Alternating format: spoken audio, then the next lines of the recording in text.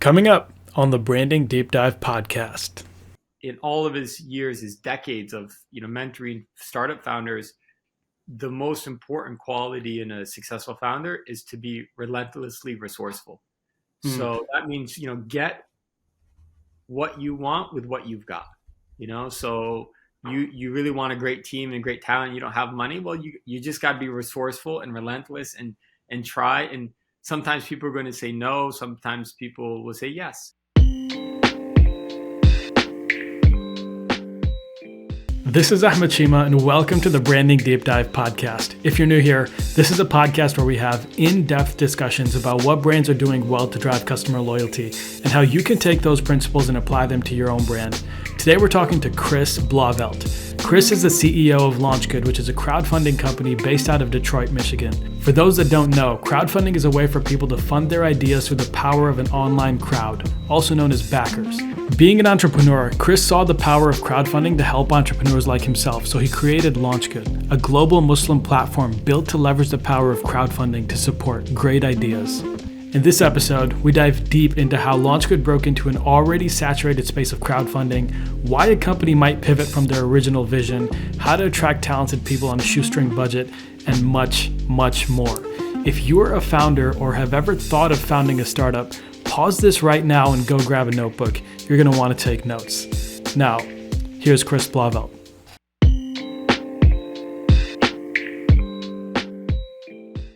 All right, Chris, welcome to the show. It is an honor having you on. For the audience that may not be familiar with who you are and the work you do, can you give a brief introduction to yourself and LaunchGood? Sure. Hey, salam alaikum, everyone. My name is Chris Abdurrahman Blauvelt. As the name probably indicates, I'm a convert. I wasn't born into a Muslim family. I did become Muslim when I was in high school. I lived in Massachusetts at the time. And I came to Michigan, where I am now, for college.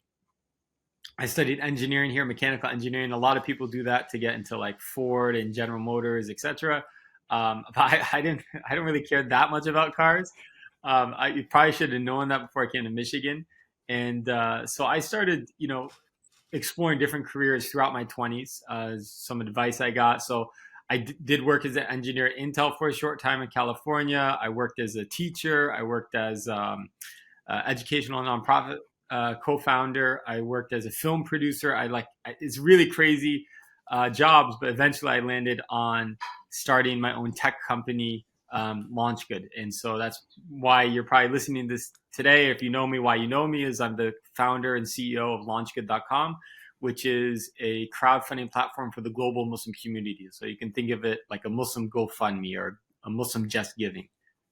And I guess I should mention I'm married, alhamdulillah. I have 3 kids, and I live in Canton, Michigan, a very, very suburban lifestyle now. Canton is one of the greatest places on earth. So welcome to the Canton community. Alhamdulillah. One of the things that I wanted to ask you about, I want to take it a little bit chronological, and then I'm sure we'll go all over the place. But, starting, I talked to Abdul Manan a lot about this, right? When Abdul Manan was in college working for LaunchGood, and LaunchGood was just getting started in those days, a lot of people had this perception about LaunchGood that why are you wasting your time? Especially for Abdul Manan, I'm sure he heard it a lot. What was the toughest part for you building this startup? And now you guys have raised $250 million? Yeah. So what was the toughest part in that journey from the beginning to where you guys to now actually in that journey? I'm a really stubborn guy, so I think that has its pros and cons. But definitely with entrepreneurship, you need to be a bit stubborn, right? Like you have a vision, you have this belief in what you're building that not everyone will share or not everyone will see. And nothing proves success like success, right? So like once you make it, and I don't think we've made it yet, we're still getting there, but alhamdulillah, over $250 million raised for charity now, it's pretty significant. I think in the early parts, every phase has a different challenge. I'd say the early parts was just money, how can you sustain this thing? So initially we're like, oh, well, we're a tech company. Let's go to Silicon Valley and get investors. And we know all these Muslims in VC and Muslims in the Bay Area. Like, this should be easy.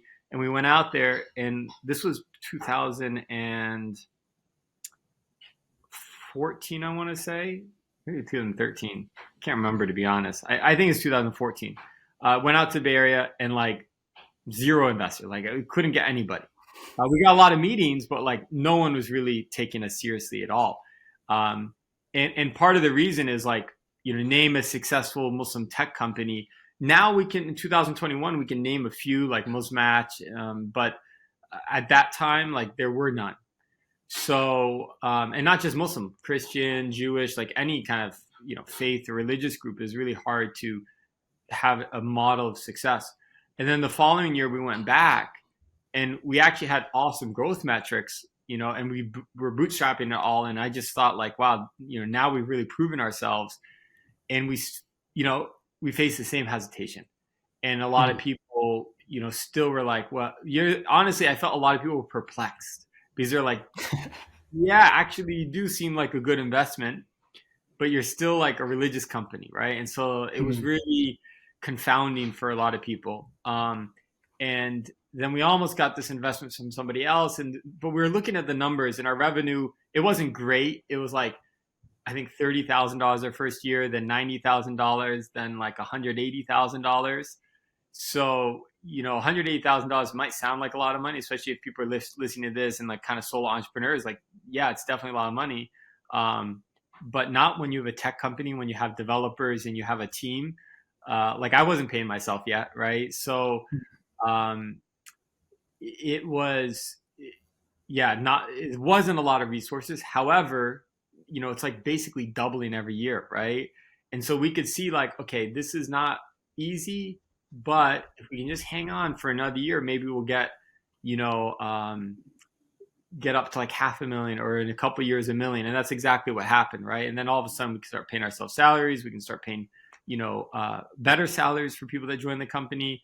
I think Abdul Manan, unfortunately, he was in the group of folks that got nothing, right? Like, we used to call it a fellowship, but we still have a fellowship. But in the early days, we didn't pay our fellows anything. It's like, hey, we'll fly you out to Michigan. We'll give you some cool, swag. We're going to give you an amazing experience. We're going to, personally train you, but we don't have money to pay you, and we don't have money to pay ourselves. So that was a really big challenge early on in LaunchGood. But in every phase of a business, you're going to have different challenges. And then on a personal level, like, hey, I'm in my 30s, and I have a family, and I have rent and cars and all this stuff. Like, how am I going to pay for all that? Right. And I'm responsible. So it was difficult on a business level, and it was really difficult on a personal level at the same time. And on the personal level, I did a bunch of odd jobs, so I was a Islamic school consultant 1 day a week. There was a year that I spent one weekend every year or every month going to Dubai to do leadership training and educational leadership training. I have another startup, thankfully, that I was able to give myself a little bit of salary from. Sometimes speaking engagements, like just whatever it could be, just to get a little cash in. And I wasn't saving anything. It was just like paying rent. Like, that was my goal. Like, can I pay rent? Can I cover my expenses? Because I know the future is bright if we can get to it. I just need to buy myself some time. Just having that vision and believing in yourself enough to essentially put it all on the line and do whatever it takes to make it happen. That's, I think a lot of people see the end product and they don't realize the pressure and the amount of risk that it actually takes to get there. So appreciate you sharing that. What I did want to ask is, in the early days, you mentioned how, Abdul Manan, that first batch of people, you didn't really pay. How did you, I mean, you guys still did really cool work, right? And then you guys are all, the founders are all pretty, you guys could be in corporate gigs making a lot of money, right? And so how did you convince people to join your mission and take a pay cut for this cause? Was it tough? And like, what are some best practices for people that may be doing, in that early phase where they're trying to build something that's bigger than themselves, and they just can't find talented people. Yeah, it is tough for sure, right? I remember my co-founder Amani, who was really intent on recruiting. Amani Kalawe, she's our chief operating officer, and she was coming out of college, and she had another job that was paying her, which is Mm. also a great organization, ISPU, the Institute of Social Policy and Understanding, and it was kind of like, I was telling her, okay, let's try this with me. And because early on, I didn't even know who she was. So, or just getting noticed, I'm like, I'm not going to guarantee you an equity yet. Like, we're going to talk, like, let's work together for a few months and figure out, like, if you like it, and then we'll give you something. But I'm not going to pay you. I'm not going to give you any guaranteed equity up front. And there's no, like, security in this job. Right? Whereas, like, ISBU was paying her, giving her benefits, there's like a path to grow your career within that. And I remember we had negotiated something at ISPU where it's like, okay, 3 days a week she would go with them, and 2 days a week she'd be with us. So it was like, Monday, Wednesday, Friday ISPU, Tuesday, Thursday LaunchGood. And then at that time, the director of ISPU was a friend of mine. His name is Farhan Latif, and he's a great mentor for Amani. Farhan was like, this isn't working. It's either all LaunchGood or all ISPU or all LaunchGood. And I was so mad at him because I'm like, well, she's definitely going to choose ISPU. Like, why would she choose LaunchGood, right? And alhamdulillah, she chose LaunchGood. I think part of the reason was she was really young. Farhan told her, basically, what do you have to lose? And I think this is really important for all people in their 20s really to think about. It's like, what do you have to lose in your 20s? If you take a chance, and a risk doing a startup or working in a startup and like miss out on a few years of salary, what you're going to invest in yourself through experience is way more valuable in the long run than like a couple years of earning salary somewhere. And you'll see that like corporations love to hire people with a few years of experience in a startup, even if it was a failed startup. There's a few elements to it, but I think one was a lot of the people we attracted early on were young, like Abdul Manan. A lot of them didn't have a lot to lose. On our end, it required a lot of mentorship, right? They used to call me, and it's not so much now, but my nickname, like early on, was Grandpa Chris, because I was the only person over 30 years old. Like everyone was in their 20s, which, is funny because like being 31, 32 is not really old at all. But on my part, that requires patience, that requires mentorship. And you also have to be ready to be told no a lot. Founders have to handle rejection well, because it's not just recruiting, like all sorts of people, potential partnerships or services, etc. You're going to get told no all the time. You're going to lose all the time. It's kind of like baseball. Like if you're hitting 300, that's a good average, right? So, I think that there's a really great mentor of founders. His name is Paul Graham. Paul Graham? I've heard you quote him in a video. Yeah, I was actually going to bring that up. Yeah, he's like one of the founders of Y Combinator. Y Combinator is sort of like the Harvard or MIT of startups, accelerator programs. And so you're talking about Airbnb and Stripe and so many huge influential companies, Reddit, etc. And Paul says that in all of his years, his decades of mentoring startup founders, the most important quality in a successful founder is to be relentlessly resourceful. So that means get what you want with what you've got. So you really want a great team and great talent. You don't have money. Well, you just got to be resourceful and relentless and try. And sometimes people are going to say no. Sometimes people will say yes. And you just gotta do it. I think I'm also really fortunate that I've never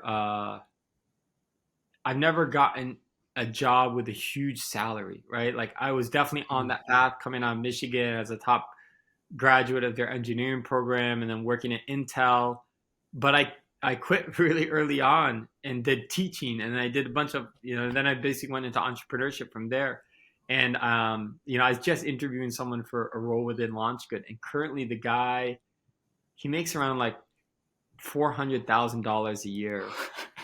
And in this, I want to be discreet, in this like, food company that, makes cookies and chocolates and stuff, right? And, it's like, it's so hard for him to, conceptualize like how much his salary would have to come down if he were to join LaunchGood. But, part of me wants to, I'm like, okay, I'm not going to apologize for that, because there's a privilege to the work we do. This is work that, inshallah, is not just beneficial for us in this life, it's beneficial for us in the next life. And it's so meaningful. Like, I don't see my work as work. Like, my job is to help Muslims. Like, that literally is my job, is to help Muslims. And I'm not, working for pennies. Like, alhamdulillah, I have a very comfortable life. I have nothing to complain about. So yeah, like maybe you don't make $400,000, but you're also not spending your life, increasing childhood obesity, right? Selling cookies and chocolates and all this stuff. So like, what do you want to do with your life? And I think that's a really good way to frame it to people, is like thinking like, what do you really want out of your life? But it is hard. I think when you get down that path and you and your family, so it's not just, no one's alone in this, right? If you're married, if you have kids, like you may be used to a certain level of lifestyle, that you just can't make that jump anymore. That's unfortunate. It can be real. I think the flip side or the reverse of that is just always live humbly, always live within your means, live, what we tend to spend money on is experiences. We don't, we don't have a BMW or a Mercedes in our driveway, right? But, we might do a trip to Turkey and Lebanon for the summer, right? So, yeah, alhamdulillah, I'm just speaking all over the place, but those are a few thoughts that come to mind. I want to change topics a little bit here and talk about the branding and how you guys separated yourselves. There's a couple things I want to talk about. One thing that immediately comes to mind, so Brian Chesky, co-founder of Airbnb, who also went to Y Combinator, he said when he got to Y Combinator, one of the things I told him is like, you need to create a product that 10 people love, right? And I think you mentioned something like this. You quoted Paul Graham saying just focus on creating a product that 100 people love versus 1 million people like, right? Because then they'll go out and, promote your business and all that stuff. So when I thought of that, what Airbnb did at the time when they got that advice, they're like, where are your customers at? They're like, New York. They're like, why are you guys here in San Francisco or whatever it was? And so they went to New York and they actually offered all their clients to, hey, we'll come take pictures of your places, right? And they got to meet the CEOs and all that stuff. And so they got to develop those relationships early on. When I'm thinking about LaunchGood, what I think in the early days, similar story is, I don't know how Kickstarter, Indiegogo, these other places, GoFundMe actually manage their accounts, but I remember what I remember from LaunchGood is that there's a campaign manager, or I guess project manager, that works with you on your campaign and coaches you from start to finish. Right. And so my question is, how deliberate of a choice was this? And I'm sure it requires a lot of time investment from your team, right? It's a lot of people focus on just, hey, let's build this infrastructure that scales and everyone can use, but then actually allocating a person, hey, you're in charge of making sure these 5 projects are mentored from start to finish, right? How deliberate of a decision was that? And was that, just want to understand a little bit of the thought process behind that. And do you guys still do that, by the way? Yeah, it's a lot of good questions there. And I love that example of Brian with Airbnb, because, that absolutely was an inspiration for us, right? And as you said, like he himself went into people's apartments, did the photography for them, in part because like actually a lot of the photographs those users or hosts were posting themselves like kind of sucked, right? And they were like, well, if we can model what a good listing is like, other people start to copy it. And we thought the same exact thing for LaunchGood, right? Like if we can model what a good crowdfunding campaign looks like, then other people will start to copy it. And alhamdulillah, we did find that true. And in the early days, like literally Amani, my co-founder, and myself coached every single campaign on LaunchGood for like the first year and a half. And then we started bringing fellows in like Abdul Manan, and then taught them how to become coaches. Um, and we kept building up this like whole coaching program. And at one point, actually, we retired it, and then we brought it back, but in a different format. We call it business development, which is much more, I would say, strategic. And but it's kind of, more or less, it's still there. You have to do something that differentiates you, especially early on, from your competitors. So like that's definitely not something you'd get from Kickstarter, Indiegogo, GoFundMe, etc. And yeah, like what's your value proposition? Like why should someone use your company, your platform versus one of the established players out there? And there's always going to be an opportunity when it comes to personalized service.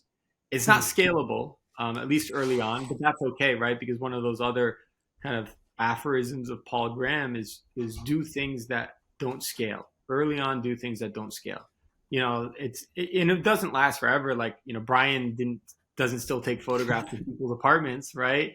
But you know what they have done for Airbnb? They've set up a whole network of photographers that if you're listing your place on Airbnb, it's really easy to find a photographer in your location that can do the photographs for like a couple $100. And this is what they do, right? And so you'll find those opportunities to scale if you've created something of value. And I think that's what, if there's one thing I've been good at, is being able to create something of value, and everything else follows from that. And I think a lot of entrepreneurs, they fail to get that core concept down. Is like they're working on all the frills and forgetting about that core value. And so, like for example, even when you talk about branding, Airbnb actually, if you like, the name is horrible.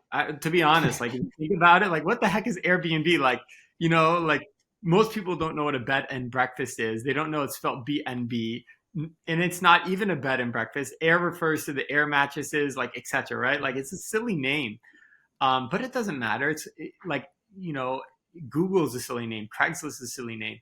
Your brand is what people perceive of you, not what you name yourself, right? And that's why like Facebook's talking about rebranding and like choosing a new name. And it's like that might fool a few people, but people know who Facebook is.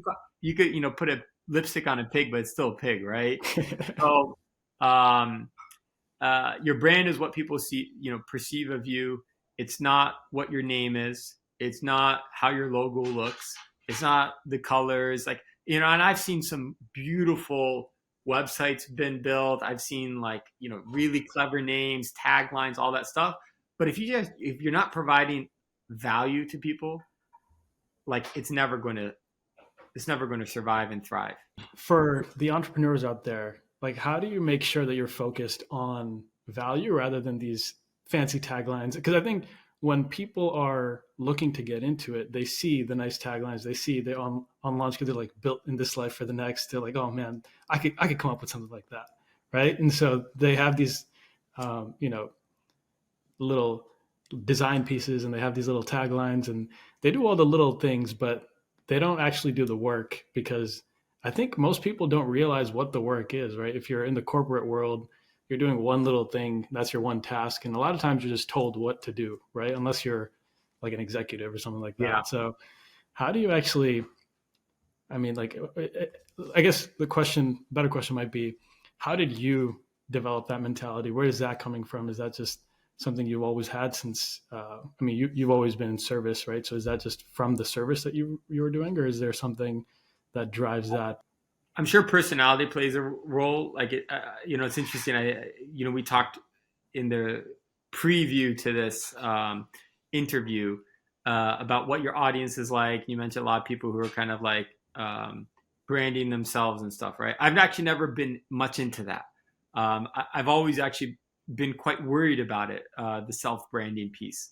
Although I see it's very valuable, like kind of in the zeitgeist, the world we live today, CEOs are sometimes the most important marketing tool a company has. Like look at Tesla, like they don't even have a marketing department. They have Elon Musk tweeting stuff, right?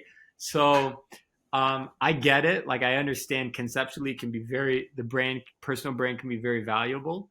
I've always been wary of it myself, and I just my personality, I would rather I don't want to have to convince people that they should use LaunchGood or that we're a good company or invest in us. Like I hated that. Like I hated trying to pitch investors that like why you should invest in LaunchGood. To me is always obvious.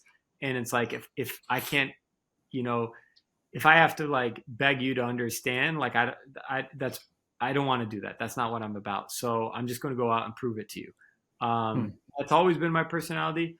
I think the other part of that, you know, I was really focused from the beginning of building a company, and we set metrics for ourselves. We always set goals for ourselves. The great thing about data is it doesn't lie, Hmm. right? So, um, you know, you can, like I noticed this early on in my entrepreneurship journey here in Detroit. Like I'd go to a TEDx Detroit, right, and I'd see certain entrepreneurs speaking on stage, and I'm like, man, you know, they're so awesome. I wish I could be like them one day. And then like 2 years later, I go to TEDx Detroit, and it's like the same people. And I'm like, you know, and then third year it's the same people. I'm like, well, you just keep talking. Like, what's your business doing? What have you actually done? Like, where's your company? You keep talking about the same idea over and over again, but like, where is it? You know. And meanwhile, like, you know, we go from like so like 30 to 90 to 180 to 500,000 revenue, and like the company's growing, and you know we're raising millions of dollars. And so you know I try not to get too caught up in the glamour that comes along the way sometimes with awards. And you know we're really grateful actually to have won some awards, but they can definitely be a distraction, and they're not actually a real metric of success. And so I think early on, again, we put those metrics of success, like this is where we want to be in 1 year, in 2 year, in 3 years, in 5 years, 10 years. So that sort of long-term planning, we do that every single year. And Hmm. every year we would compare ourselves like, okay, these are the goals we set for ourselves. How did we do? Right? Where do we fall short? Where do we exceed them? And why? And what does this mean for next year? So, you know, we took that strategy seriously. Um, your plans never go as you expect, but it's essential to plan. Um, you know, and there's some good quotes there, and it's like escaping me exactly, like, but something like that, like you know, planning never goes according to plan, but it's essential. Hmm. I want to change the pace a little bit here. So if we break down like all the touch points that your target user or audience may have with your brand, right? LaunchGood. We go from pre-purchase. In this case, I would say like marketing, social media. And I think Abdul Manan mentioned actually, you guys in the beginning, the early days, you guys actually went to conferences and stuff like that. Yep. Uh, so do you guys still do that? Yeah, we oscillate. We oscillate, you know. So early on, you know, and that's another thing. Definitely, different phase of your business, you need to do different stuff, Hmm. right? So we went to ISNA early on, like in the first couple of years, and that was important. I don't think it actually mattered that much in terms of growing the business, but it was important for us to really believe in ourselves. Because when you go Hmm. set up a booth and you have to go talk to everybody, like, hey, Assalamu alaikum, my name's Chris. I'm the founder of LaunchGood. Let me tell you about LaunchGood. Like, and you do that 100 times a day to people who are walking by your booth. That's actually a very good activity for yourself, right? And learning to Hmm. speak about who you are, what you believe in, you know, what you stand for as a company, etc. Um, then we stopped going because it was just like we could, you know, for the scale we were at, you know, maybe at ISNA we'd pick up 2 or 3 campaigns, for example. And then early on, that would mean a lot. Like, you know, maybe we only have 2 or 3 campaigns a month. So if you can get 2 or 3, you Hmm. just doubled it in a month, right? You know, now, for example, alhamdulillah, mashallah, we have in a month maybe 200 or 300 campaigns. So picking up an extra, you know, handful is not really going to make a difference. Um, but it does matter for some of the networking. Like I'll go to these conferences to go meet with you know, some of our VIP partners like Sheikh Omar Suleiman or Imam Khalid Hmm. Latif, etc. Right? Not necessarily for the booth aspect. I think my team wants to try a booth again this at Mass ICNA this year in Chicago, and I was like, you know, go for it if you want, but we make them set these things called OKRs. Have you heard of OKRs before? They stand for objectives and key results. Hmm. So it actually is an old. It comes from Intel. John Doerr, very famous early employer of Intel. then wrote a book about called Measure What Matters, and Google adopted it, and then Google's growing their whole system is, based on OKRs. And then because Google grew so big, like it's very common across all of Silicon Valley. So you set an objective, like our objective is to grow the LaunchGood brand at Mass ICNA. And then how do you know you achieve that objective? Because it's actually pretty vague. And so you set key results, and those key results are all measurable. So you say, okay, we want to interact with 1,000, people, and we want to get 15 campaigns created. We want to have 12 VIP meetings, and we want to do this. And if we check off all of our key results, then we would have, de facto hit our objective. So we use that system within LaunchGood, and we just started using it this past year. Actually, it's been really good. Although we put our own twist on it, we call it IKR instead of OKR. Can you guess what the I stands intention? For? Yeah, intentions. So what's your intention? Your intentions are defined. Your actions are defined by intentions. So what's your intention? And then set your key results around those. So we'll see. We are going back to a physical event. I do find, generally speaking, though, as a digital company, it's much more valuable for us to spend our time improving the product and thinking about scalable marketing paths than it is to, go to conferences. But that's for the scale that we're at now, not necessarily for the scale when we started. I think one thing that you brought up that I certainly was not thinking of is just using that as a networking platform, right? And so I think one thing that we've realized doing this podcast is how tough it is to actually get the word out and how important it is to have the right network. Like we were able to get you on the podcast because, we're familiar with you. We have that connection. But a lot of times we don't actually maintain, like in the corporate world, I'm not maintaining relationships with people that are, once we're done, we're done. Right. And so I think how important is it to have that network, and how do you actually maintain your relationships so that when, when time comes, you're ready to act? Yeah, I'm a huge believer in networking. There's that old adage, your network is your net worth. And I love that. You'll find, like, you can't do this alone. That's really true for startups. For any company, like, you cannot do it alone. And this isn't just about networking with, celebrity figures like Imam Omar Suleiman, for example, right? This is also goes to networking with other startup founders so that when you come across a problem, you know what to do, or networking with people in your industry so that when you need to hire somebody, now you have some leads.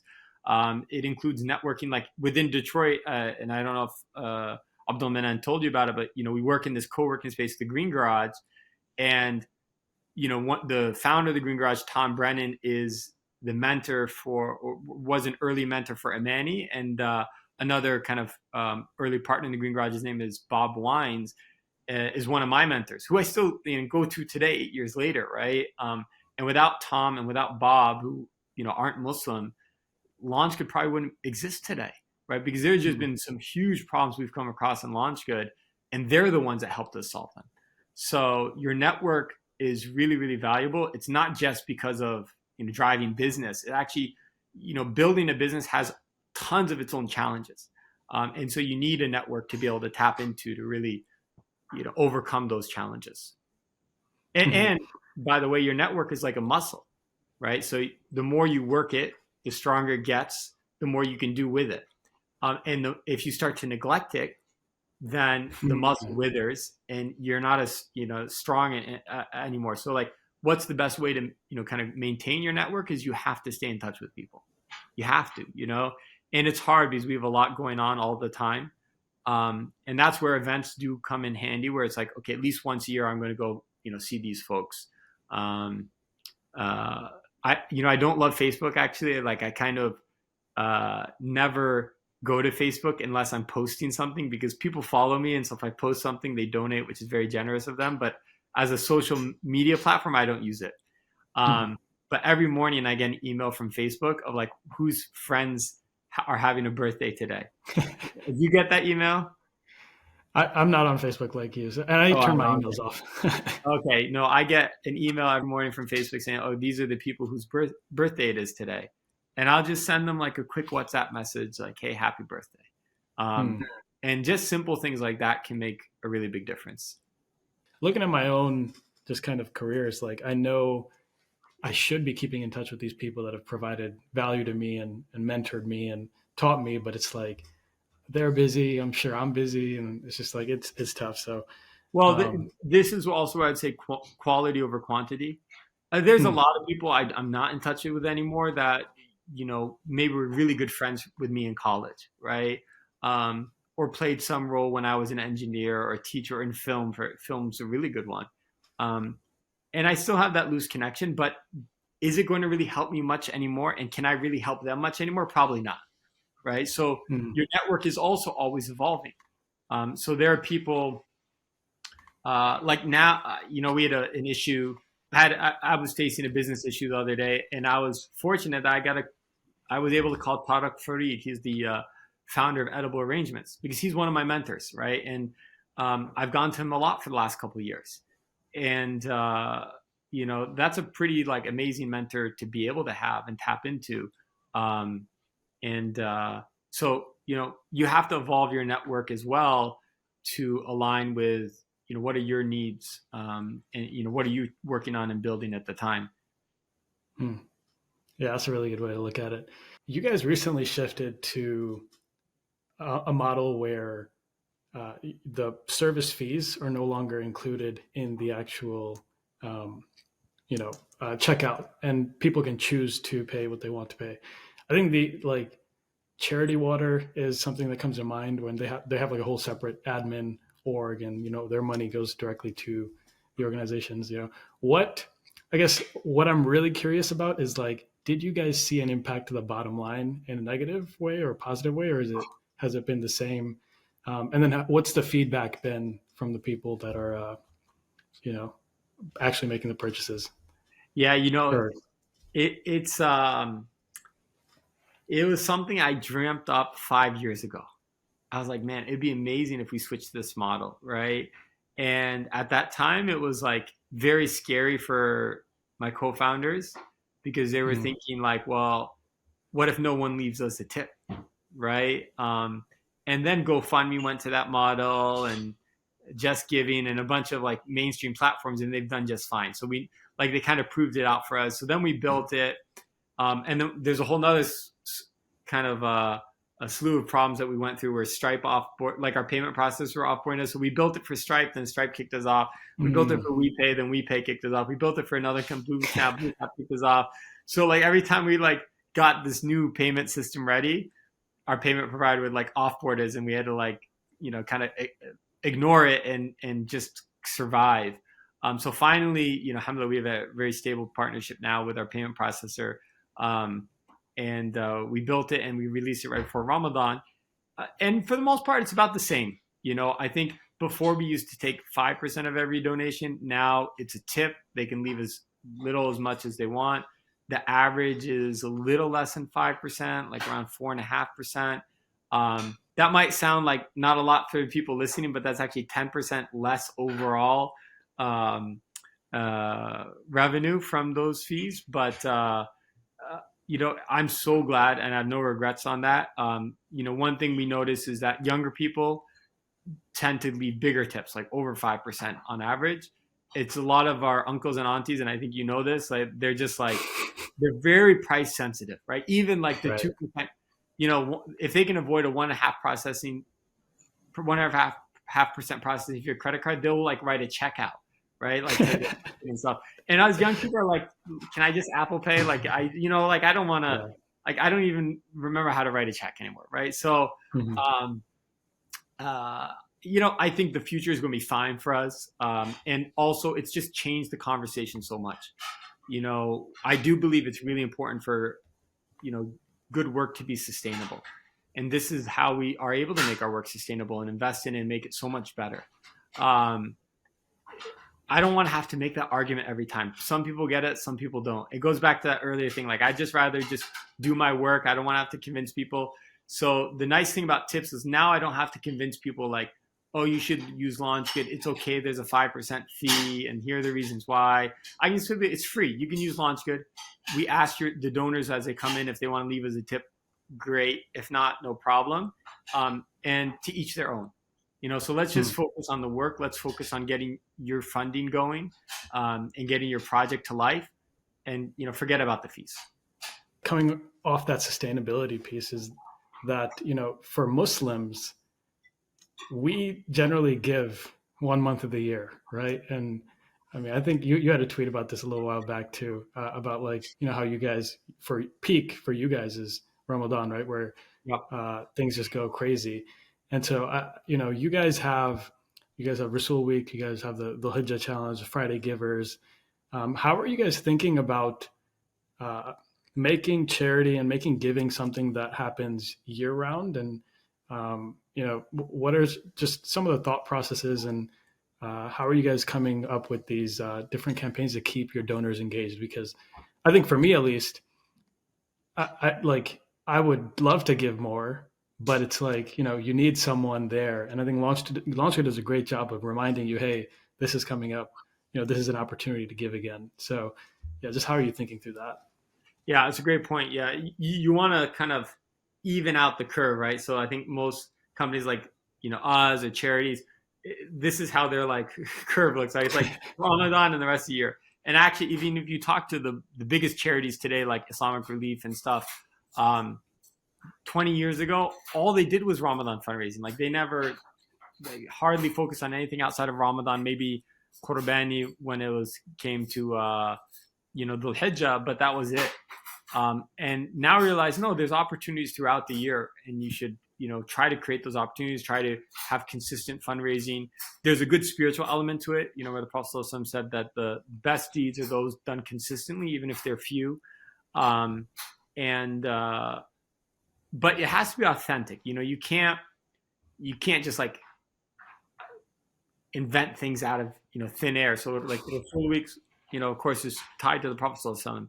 And so we think about like, how can we, leverage the example of the Prophet ﷺ and encourage good deeds. And then Giving Tuesday is already a really popular holiday. It's not a Muslim holiday. It's like a just general non-profit holiday after Thanksgiving.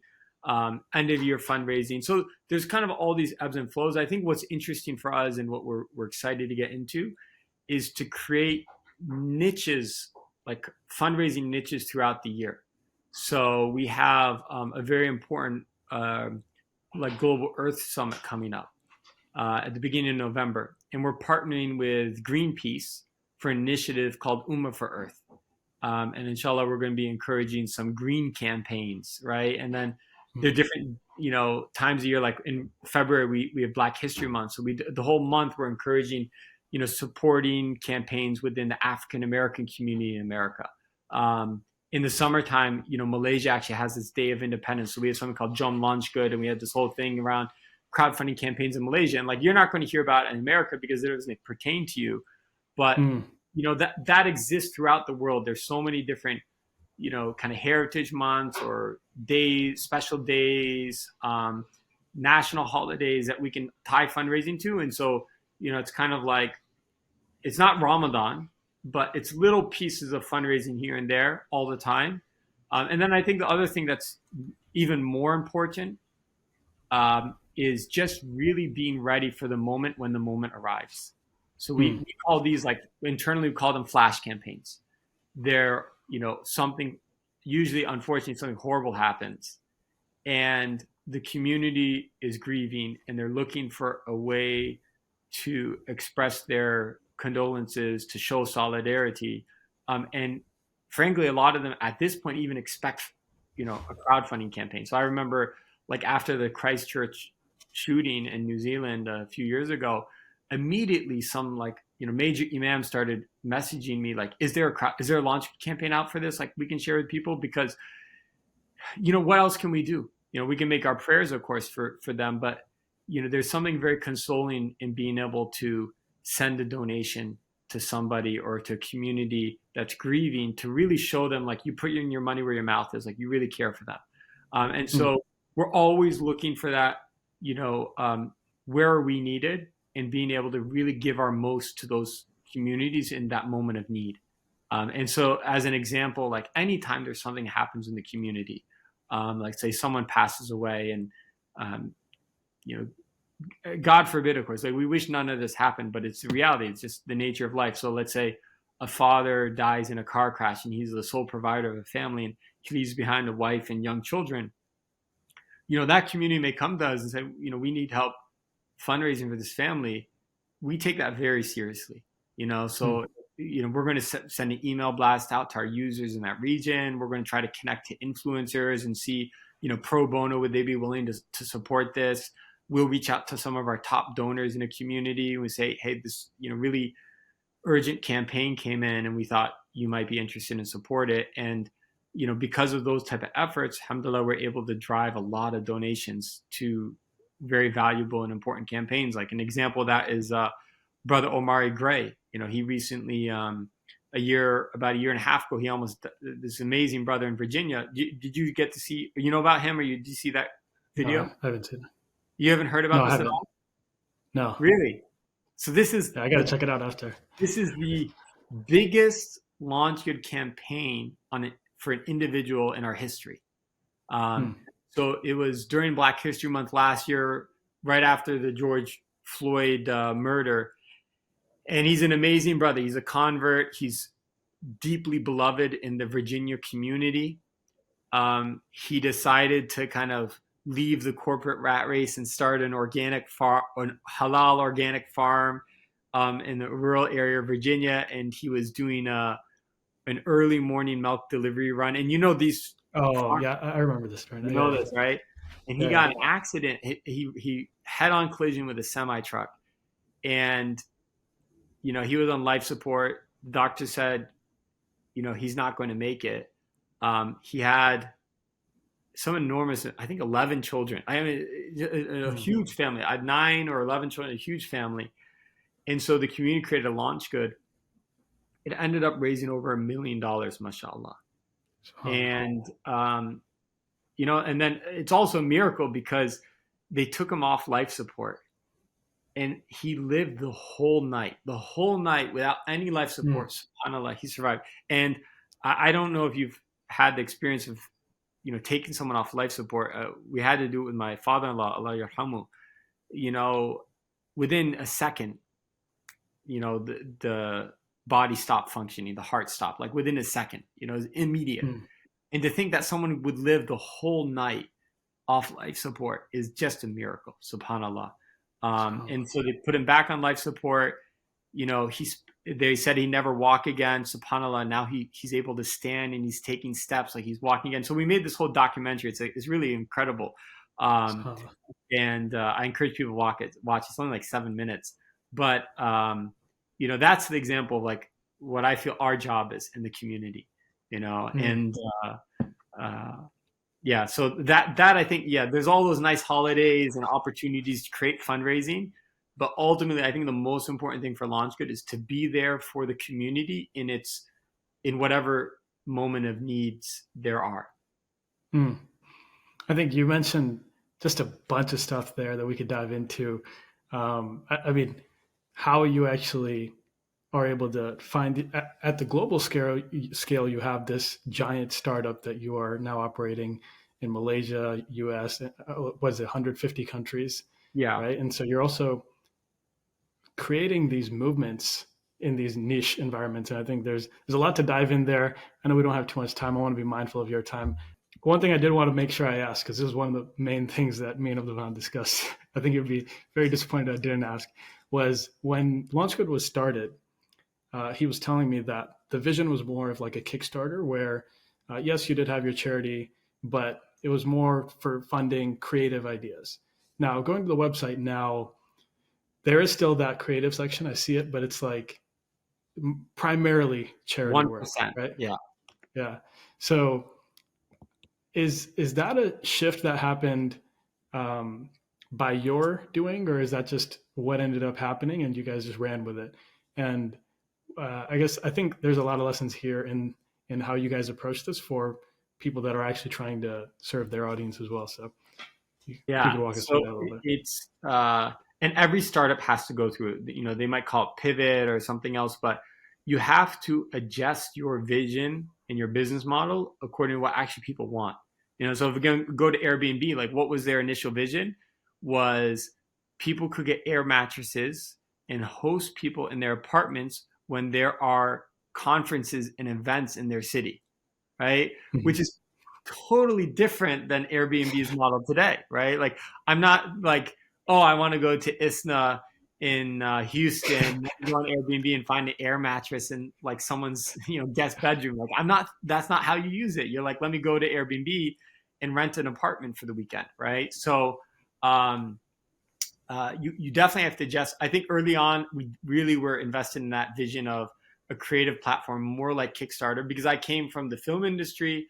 Dr. Omar Farouk Abdullah has this article that really impacted me at the time called uh, Islam and the Cultural Imperative, and Mhm. just highlighting how important it is that Muslims become leaders within culture creation, right? The movies we in the TV shows we watch, the music that we listen to, the things that really kind of define culture, Muslims should be at the lead of, not consuming what others without our values are generating. And so I was a big believer in that. But early on, and people were like, "Oh, can I put a charity campaign?" I was like, "Yeah, go ahead. Add a charity campaign." And like, they do really well. And the creative stuff are Mhm. like pulling teeth. And after a while, we realized like, this is what our community wants from us, and we have to adjust our vision accordingly.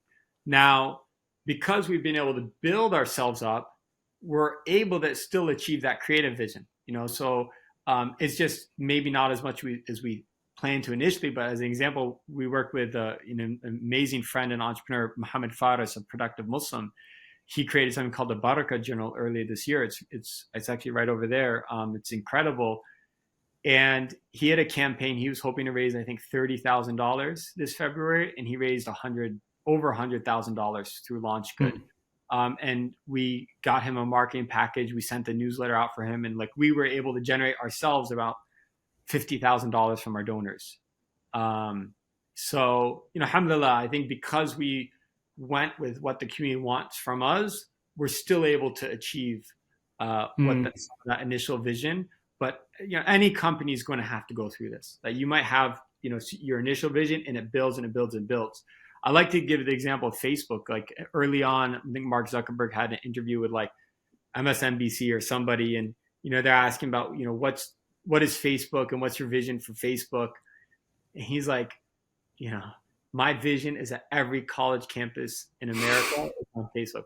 And it's funny. Like at the time, it seemed very ambitious Mhm. because he was just in the Ivy League schools, But like it's really funny in hindsight because Facebook is like way bigger than a few million college students. It's like billions of people all around the world. And I think founders have to give themselves some flexibility or forgiveness that maybe you don't have your vision all fleshed out or right from the start.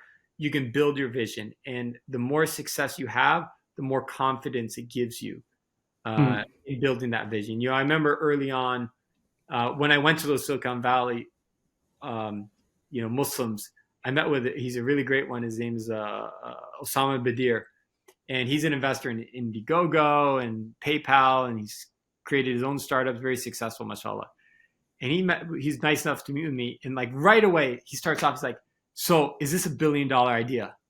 And I'm uh, like I'm stuttering, right? He's like, "Chris, I know 3 people today already that are certain they have $1 billion idea, and if you don't believe in yourself, I can't believe in it for you." But I couldn't Mhm. believe in it because I was like, "Hey, we'd raised $100,000, and you're asking me, is this $1 billion idea?" Like it just the gap seems so far. Now, Mhm. I think if I was to ask you at least, do you think LaunchGood will fundraise $1 billion worth of campaigns? What do you think, Ahmed? Easy, of course. Easy. Like we're Yeah. at a quarter billion. Like two more years probably, inshallah, right? Inshallah. So I don't mean, yeah, inshallah, I really mean that because you never know what's going to happen. But the point is, the more success you have, the more confidence it gives you in what you're doing. And then from there, you can build a more confident vision of what the company could become. What you kind of highlighted there is that understanding the actual need of your user trumps your vision and what you wanted to do. And by focusing on your user, you will have that opportunity to, dabble in what you wanted to do. But you need to focus with making those 100 people love your product and creating that service for them. I love that. Yeah. So last thing, and I think this is a really good thing to end on. And then, of course, I do want to give you a little bit of time to make sure people know where to find LaunchGood and find you. But last question I had for you. It's clear, like it's evident that you are very well versed in startups, performance management. Just talking to you, it's clear that you've studied this stuff extensively, right? You have the case studies offhand, right? So Yeah. how important is it as a leader, as someone who's steering the ship, to have that education, the continuous learning piece for themselves? And what are some best practices that you have for making sure that you are that continuous learner? It's a good question. I'd say generally it's very important. There's going to be phases for it. So early on, I was consuming a lot. You also kind of have a lot of time early on because your business is small and like it's just barely growing. Like I said, maybe we have 2 or 3 campaigns a month. So early on, Y Combinator had a release online this program they did in Stanford called How to Start a Startup. Is right as we were launching the company. So Amani, Omar is my other. We need to talk about, but Omar Hamid is our third co-founder. So Amani, Omar, and I would all sit down and watch these lectures together as they were coming out. That was incredibly powerful, and that's where we learned about Airbnb and how they grew, and we learned about Paul Graham and all that stuff, right? And then you start going down rabbit holes. You learn who Paul Graham is, then you find his website, you start reading all his essays, and that takes you to somebody else, and you start reading books, et cetera, and you listen to podcasts like How I Built This. You probably know that one with Guy Raz. Like I used to listen to that religiously. I don't really consume that stuff like I used to anymore. Right? Because now I'm actually building it, right? And if I have a real question, a lot of times I go to a in-person mentor. But early on, I'd say a lot of the problems and challenges you face as a startup are a million people have been there before. They're very common in the challenge, like kind of the type of challenges they are. And so all those podcasts, reading, et cetera, are very, very valuable and people should consume them. As you get bigger, your challenges become very unique, like getting paid off by a payment processor because you're a Muslim platform and it's just pure discrimination. Like, how do you deal with that problem? You sue them. You go create a Twitter storm. You risk souring potential future relationships with banks because they can see that you complained about Stripe and now they don't want to work with you. Like, that's complex, right? No one's actually probably been in the exact situation that we're in. And now you have to navigate it, in a totally different way that you can't just go listen to some podcast for it. So I'd say it evolves. It's really early on. It's really important, but that mindset of constantly learning is always going to be there. It's just how you learn is going to, shift, I think, from the vast amount of resources available on the internet to, more in-person relationships. So the more you're doing, the more likely it is you're going to need personalized advice, and that can only come from mentors and not generic books. Yeah, and trial and error, frankly, right? Like there's no. That's the tough part about when you get bigger is like there's no right answer or clearly right answer. There might be a wrong answer, but you probably won't know until you actually like attempt it, and then you'll find out whether it's like it backfired or not. And I think that's also important for every entrepreneur is accept failure, be ready for failure, and every failure is a success as long as you learn from it. That was a great way to end it. Chris, where can people find LaunchGood? And if they want to start a campaign, where do they go? I know you mentioned launchgood.com. And then if they want to follow you and see, follow the journey a little bit more of the founder, do you share that stuff on social media or do you want to? I think I have some blog posts written up about it so people can find our blog at launchgood.com/blog. LaunchGood everywhere, right? So at LaunchGood for Twitter, at LaunchGood for Instagram, at LaunchGood Facebook, whatever, right? So we're at LaunchGood everywhere. And then me personally, I'm on Twitter as AR Blauvelt. So AR is for Abdurrahman, my Muslim nickname. Blauvelt, you know, people can Google it. They can figure out how to spell it. That's where I'm most active. And yeah, we would, you know, the thing that we really, really love to help people. We love, it's our purpose, our mission is just to help you help yourself, right? So if you have a fundraising campaign you want to do, there's someone in your community you want to help, you know, create a water well for a loved one in memory, etc., just reach out to me. I'll connect you to my team and we'll get that thing funded, inshallah. Chris, jazakallah khair for coming on. Thank you for being so gracious with your time.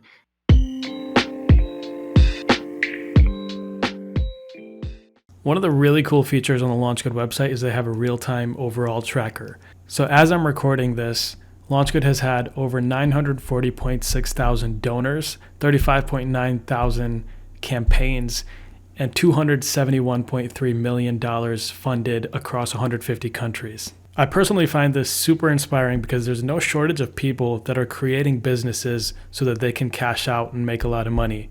But what LaunchGood and the team behind LaunchGood has done is create a platform where community can come together to support those in need, and every so often fund super cool ideas. Now, as always, I have my key takeaways from this episode, but before we get into that, I want to share a clip with you from our episode with Omar Ilyas on the nonprofit Bani. When we started doing interviews on like TV and stuff, we made sure it was both. So we did an interview in like, I don't know, it was like one in like, it was like a smaller one, it was like care or something, that was in English. And then we did one in Urdu completely. And this is some like random network in like Pakistan. And the goal of that, again, was to relate to both audiences, like, that we're present, right? Mm-hmm. And it's the same thing when a politician runs and like they're disconnected from their community and the community knows that, they're gonna eventually reject it, right? The same thing, if a nonprofit is rejected by the community they're trying to help, they can't do anything. Right? Mm-hmm. If the community, I'm like, hey, like you need water, he's like, nah, get out of my face.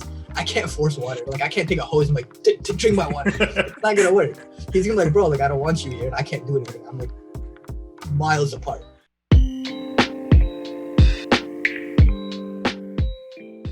If you enjoyed this discussion with Chris, I am sure you will also enjoy the episode with Omar. Check it out wherever you're listening to this podcast. It is episode number 9. Now here are my key takeaways. Number 1, this is something I like to call the founder nuance. If you're a founder, when it comes to external forces, people on the outside looking in, people that really have no involvement in your business and don't really care for you or your business, you have to not take that feedback. You have to be stubborn with that vision and stick to your plan. However, when it comes to your actual customers, you have to be willing to pivot over and over again. Refine your vision over and over again until you get to what your customers actually want and need from you. And number 2, be relentlessly resourceful. You have to be able to get what you want with what you've got.